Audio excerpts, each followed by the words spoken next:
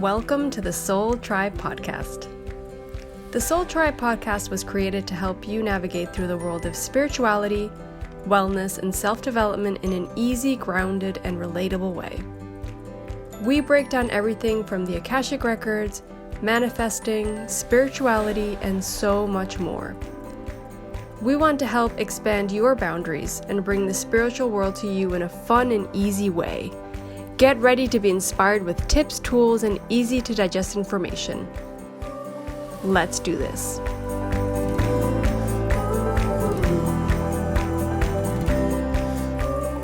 Hi everyone, welcome back to the Soul Tribe Podcast. This is Lorena, and today's episode is about how I got into opening Akashic Records.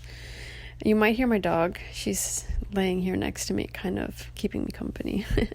And I do sound a little sick because I am still sick. I've been sick for a few days, actually. But regardless, I wanted to kind of tell my story about how I started with the Akashic Records. My story is very different from my sister's. I feel like her story is very much this very connected spiritual journey, which is amazing, and she's had this really cool transformation with it. For me, my story is a story of self-love, and also a little backstory before I start all this. I have had a lot of history of anxiety, panic attacks, and just in general not loving myself and feeling very disconnected with myself, with my soul, with my spirituality. Not that I didn't believe in spiritual things, because I did, and I actually looked to spiritual practices to help me love myself.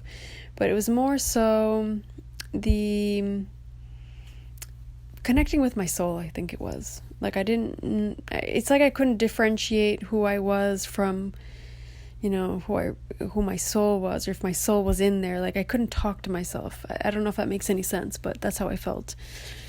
So essentially, I had, since the age of 16, a lot of anxiety, panic attacks. I had, I was on medication for anxiety and also for depression. And it was really hard. It was a lot of years of very hard to deal with, and I didn't know what was going on. And it was just really difficult to get out of it. To even diagnose it was difficult. But anyway, about 11 years ago, I started getting my Akashic Records open by a lady in Uruguay. That's where I was living at the time. And it was about the same time my sister did too, because I remember the day my mom came and mentioned the Akashic Records. She's like, "Oh my gosh, I found someone that opens Akashic Records. I've been looking into this for years." And I remember just saying, that sounds cool. And I remember Googling it and I was like, what is this Akashic Records stuff? And it sounded so interesting. So I remember the three of us going. I don't remember if it was all kind of the same week or not. I don't remember. But I just remember the three of us talking about it. And it was just this amazing experience where I remember feeling so connected to myself, to everything that was going on in my life, to the people around me, and that everything was perfectly timed and everything was divine and everything was the way it should be. Not that I didn't have free will, but that it all made sense. Everything made sense to me then. And I was like, I want this feeling to continue. And I would go back for readings, probably every 6 months. And I'd go generally back to the same lady. I tried a few other people, which were great, but I just kept feeling more connected to this one person that kept opening my records. And I think that's the case with a lot of people. You feel connected to someone and you tend to want to go back. So I would go about every 6 months. I'm sure there were times where maybe I let a little bit more than 6 months go by, but I kept wanting to have that feeling of connectedness. And of understanding that I was on the right path, because I kept feeling like there was something bigger out there for me, but I couldn't figure out what it was because I didn't love myself and I didn't feel worthy and I didn't feel like I could, like that what I was capable of it.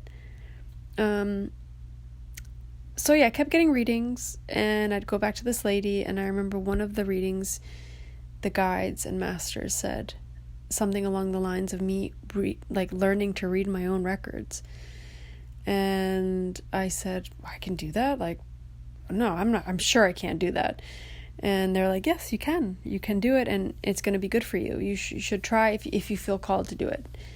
And I was like, you know what, I'm going to try it. And I remember going to sign up for the class, and it was a weekend. I think it was 2 days.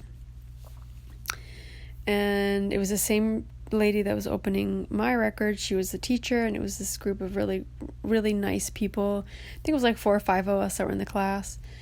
And I remember her opening the group's records, the Akashic Records for the group, and we had this amazing story, and it was like super insightful, and it made so much sense with the group that was there and all of us and how we felt.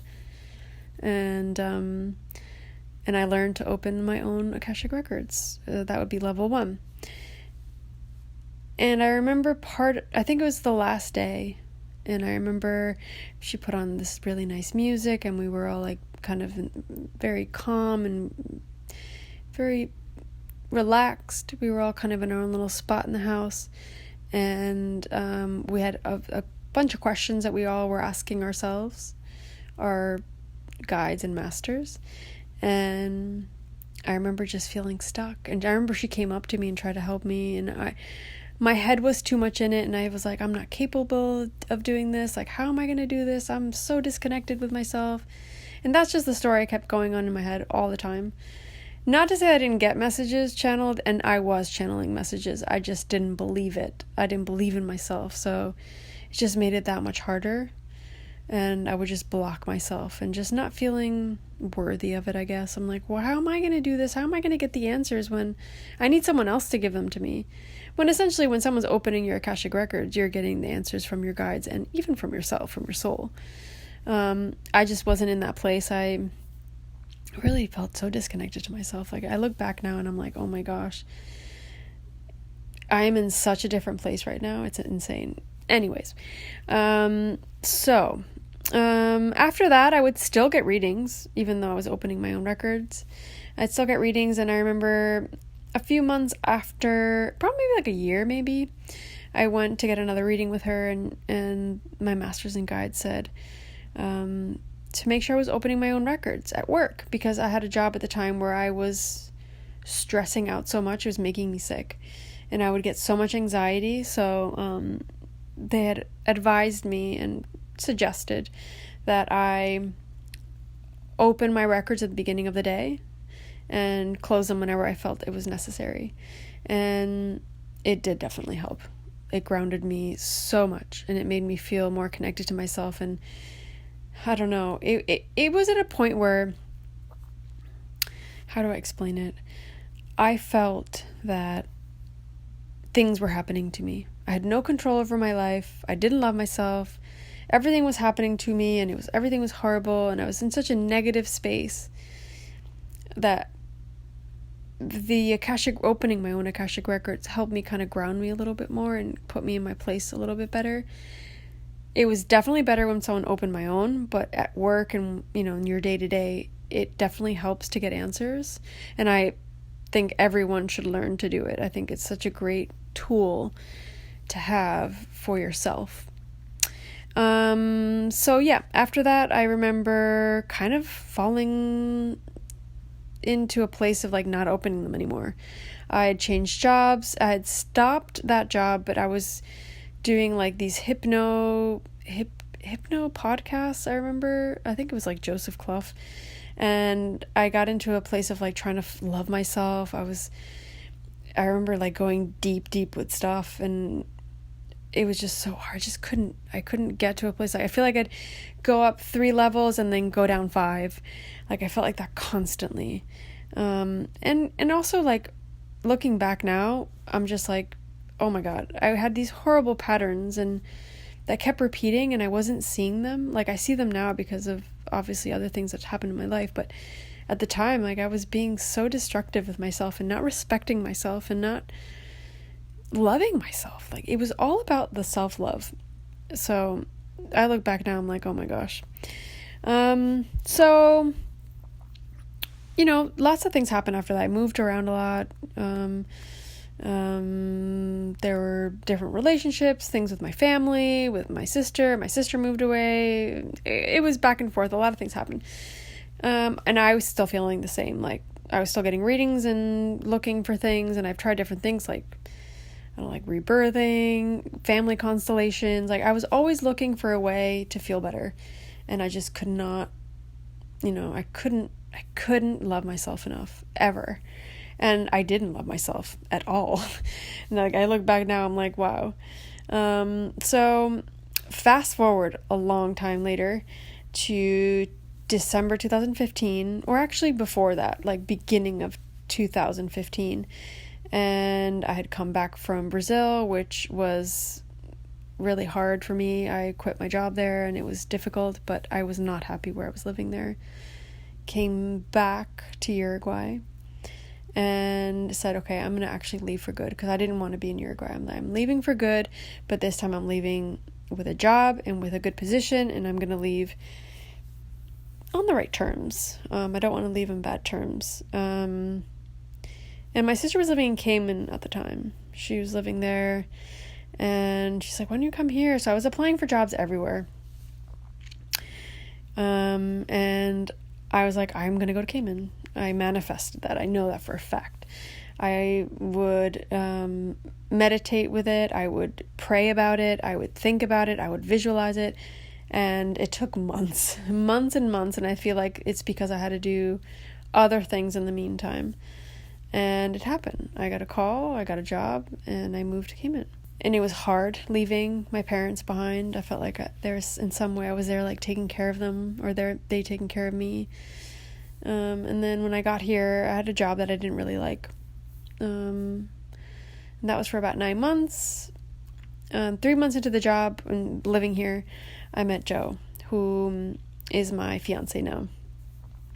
We've been together over 3 years now. And he is my greatest teacher, my greatest self-love teacher, the person that's actually put me on this path of actually loving myself. And I feel like we're both teachers for each other. And I'm not to say that there weren't other people that helped me in this journey, but he was the number one person, 100%. He has guided me to love myself in a way that I've never, ever felt I could. And we've had our hardships, we've had our moments, but he is that for me. I love him. You know, he'd seen me in my worst, literally my worst. Like, I'd be crying every night. I felt depressed. I felt so low at so many points that I sometimes thought to myself, like, how am I even, like, why do people want to live? Like, why am I so sad all of the time? Why does everything feel so miserable? Essentially, I started going to therapy, and I feel like I should have started therapy a long time before that, but that was my moment. That's when I needed to start, and that's when I needed to really start going to therapy and not doing it in a way where I was half-assing it.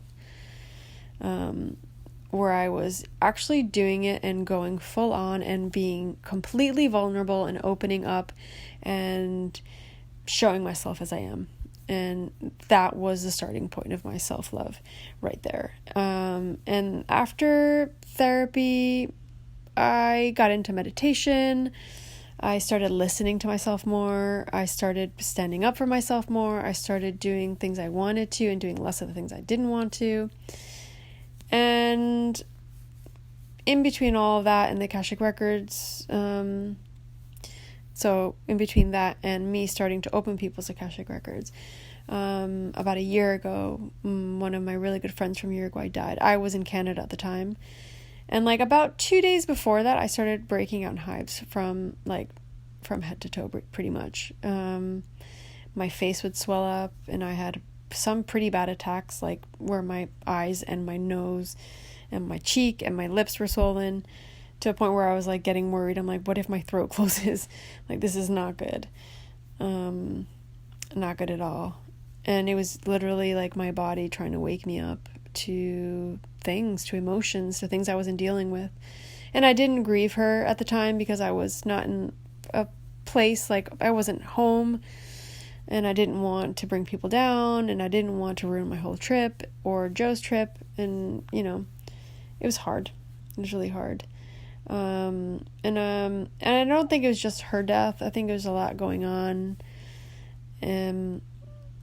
So I came back to Cayman after that with Joe, and the hives kept going. They kept going for months and months and months. You know, I'd wake up, I couldn't fall asleep because I was scratching myself. I'd wake up, my whole cheek would be swollen, and I'd have to go to work. Like, it was so frustrating, but at the same time, it was telling me to, like, stop. You need to stop and listen to yourself. I was still going to therapy and everything, and I started journaling and listening to myself, and my amazing coworker spoke to her sister, like mentioned what was going on with me, and her sister Becca, who's a hypnotherapist, said, I'll try to help her. I'd love to try to help her. Like, I've never dealt with this issue before. So I remember we had like a call, and then we did 2 actual hypnotherapy sessions. After the first session, it was like I felt like a different person. Like, how do I explain it? It was an awakening, literally an awakening of me feeling so connected to myself. And I remember, like, a few days after the session, I was like, I can manifest anything. I was like, I'm going to start manifesting things. And I felt like I was connected to my soul and to, like, this higher purpose. I don't know how to explain it, but it was an awakening, literally. And I remember our second hypnotherapy session, we were on Skype, and I remember crying to her and thanking her and saying, like, how I've tried everything and I've always done so many things, and how this was the first thing that actually made me feel like I woke up to my soul and to something higher than me. Even though I believed in all that, I just couldn't feel it. This made me feel it. And I kept journaling and going to therapy and doing mantras and meditating and yoga in between. There were so many things. And one day I remember calling my sister, and I had been opening up my own records. Like, I think a few days before I had started opening up my records to journal in the morning. But that's all. It was just that. It was just like a tool for my journaling and to connect with myself and try to get deeper with my journaling and with, like, opening up. And I called my sister. It was a Saturday. And I remember this, like, light bulb went off in my head, and I said, oh my God, I need to learn to open up the Akashic Records for other people. And my sister's like, yeah, you should do it. I was like, yeah, I'm going to do it. I know I have to do it. Something inside of me said I needed to do it. And I was like, I'm game. Like, let's do this.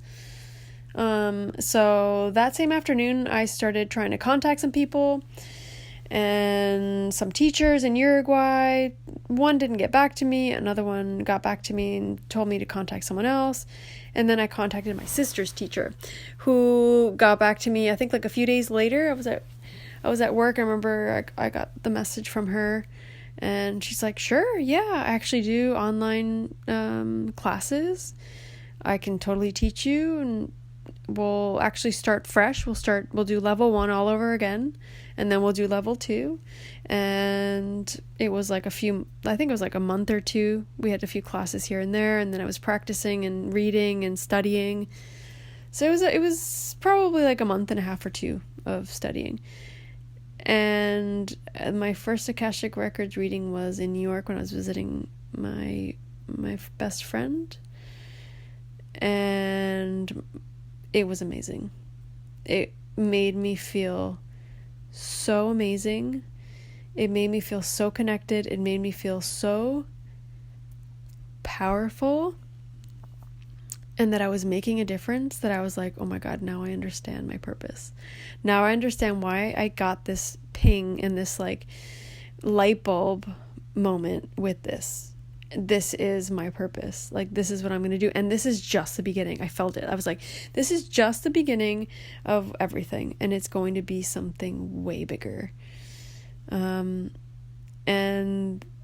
the rest is pretty much history. I am still studying, because I'm curious about stuff, and my sister and I go back and forth a lot on things, and I'm opening records almost every day now. And these people that come to me are also my teachers, I feel. So, yeah, it's essentially this path of self-love that's brought me to opening people's Akashic Records. And the funny thing is, when I look at everything that's happened and what I'm doing now, the Akashic Records were always the answer, because the Akashic Records are about unconditional love. Unconditional love for yourself and for others. And that's where I'm at right now. So it just makes me smile. It makes me so happy. And I feel, for the first time in my life, I've found a purpose and something that fulfills me and makes me feel like I'm making a difference, and I'm not just, sitting around waiting for things to happen or for my life to get together. Like, I feel so content. I feel so happy. I just feel so grateful. Like, I have no other words, I guess, than just being grateful. It's amazing. It's changed me. It's completely changed me. I feel like a different person now that I've started doing it. And I know this is my path, and I know the path will grow and it'll become bigger. And my sister and I are on this path together. She's a little ahead of me in a lot of things, and we complement each other in so many ways. But we're on this path, and I feel amazing, and I feel so privileged to be able to help people, and that I'm able to channel information for others, that it could only have been a message from my guides and my masters and my loved ones. Like, that is the only way that this happened. And it's because I was brave enough to listen to myself and to listen to that feeling that I got, because we'll get into this in another podcast, but it was that intuition that I got, that ping to really do what I have to do and do what my soul is calling me to do. And that's what it is. It's a soul calling. And I'm just so grateful. That's all I have to say really about it. But yeah, I know I've probably went all over the place with this, but I wanted to kind of get an idea of where my journey came, like where it started with like this, this feeling of not being connected to anything or anyone or myself, the anxiety, the panic attacks, like the constant panic attacks. And in some ways I feel like behavior that was patterns and behaviors that were not aligned with a person that loves themselves, to now being in a place where I'm helping people connect to themselves. I'm helping people heal, and I'm helping myself heal too, because with every reading, I heal something. I heal myself and I heal them. So thank you so much for listening. Thank you so much for listening to my story. And I hope this gives you an idea of my journey, where I'm at now, and how the Akashic Records readings all started. And thank you so much for listening.